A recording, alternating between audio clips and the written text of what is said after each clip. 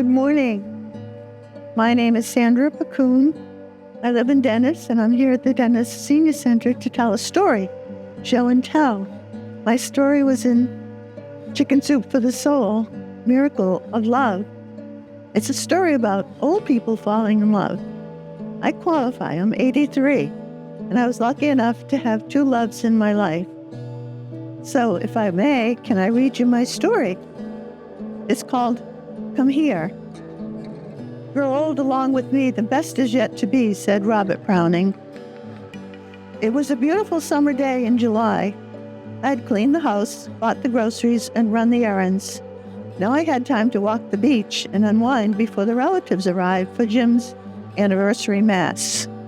I pulled on my bathing suit, shirts, and shorts and headed for Cold Storage Beach, my favorite at low tide, because I can walk all the way to Brewster on smooth, hard sand with a view of the entire arm of the Cape. A year had passed since the morning when I found him on the floor, struggling to tell me what happened. I called 911, and he was dead 6 hours later at Cape Cod Hospital. He'd had a massive brain hemorrhage. It was a long and lonely year for me. I completed a bereavement group therapy course, and I cried 1,000 rivers, yet I felt no relief. Despair was my daily companion, and life seemed so meaningless without my soulmate. We'd been married for 48 years. He was my anchor. Our 4 children were grown, and it was time for us to complete our bucket lists. He was my happy-go-lucky side and balanced my seriousness perfectly. Damn you, Jim, I cried out to the vast ocean in front of me. Surf splashed against my legs, sending my protests straight to heaven. But no comfort came. I followed the edge of the sea and walked until the incoming tide surrounded me, and I was on an island far from shore. But I was oblivious to where I was, and I kept on complaining. I was purging myself of feelings I'd kept locked inside, and it felt good to let them go. The water seemed deeper, and I realized I had to head to shore, or swim.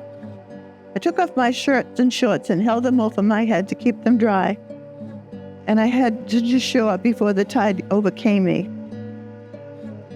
How fast the tide came in, I thought, and how foolish of me not to pay attention. The late afternoon sun felt like a warm blanket. I stretched out and soaked it up. God help me, I sputtered. Looking to the west, I saw a man coming in my direction. We seemed to be the only 2 people way out on the flats. My friends always warned me about walking the beach alone. I walked into the water to avoid him. "Nice day," he shouted out to me. Then he said something else that I didn't hear.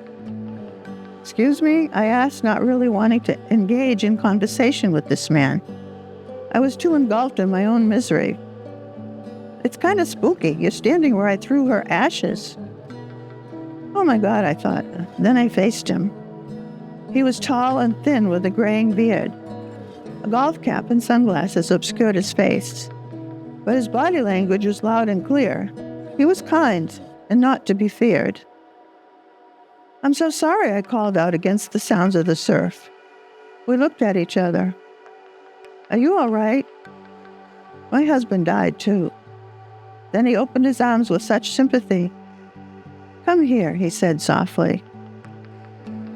So in a haunting fog, I walked from the water onto the sand and into his arms, and we shared a moment that changed us forever. It was a warm hug. I'm being emotional. It was a warm hug that said, "I'm sorry for your heartache. I know how you feel." He took hold of my hand and led me to a rock. He had engraved his wife's initials. "She died a long time ago when I was a lot younger," he said. "I live in South Carolina now. I'm here visiting a friend in a nursing home. He's not doing well, and all I wanted to do was see him before he dies. I always come here and visit before I head back." Then he told me how his wife had died of cancer and of his fulfilling her desire to be cremated.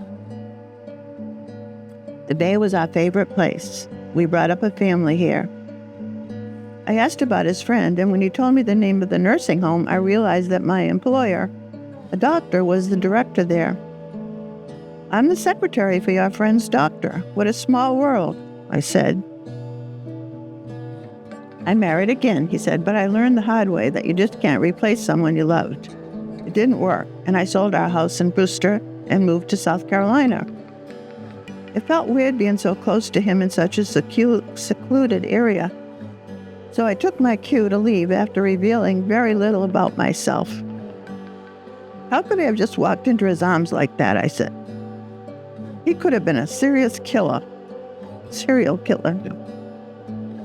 Yet I felt something, a spark that both excited and scared me as I walked faster back to my car. Weeks later, he called me at work. He had found the doctor's name and did some investigating. I'm the man you met on the beach. Do you remember me? He said. Of course I remember you. How could I forget you? I thought you were an angel, and if I looked back, you'd be gone. I didn't want you to be gone. No one's ever called me an angel before, he said. Can I call you at home? So I gave him my number, and he called that night. And we talked every day after that, realizing how much we had in common. One night he called as I was falling asleep. How old are you? He asked in a panic. What? I said in a sleepy fog. How old am I? A gentleman never asks a woman her age. I don't want to be arrested for courting a minor. I'm 78. Wow, you don't look 78. Do you have a pacemaker? No, I'm very healthy. So how old are you? Well, you're the math teacher. He had told me he was a retired teacher in math for high school. I was married at 19 in 1962. Figure it out. 69, he shot back in an instant.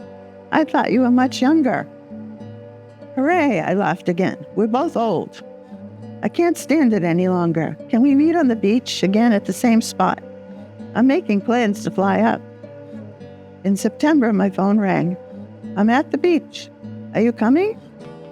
I made sandwiches, packed them into a backpack, and threw in a bottle of champagne, and I was off in a whirlwind.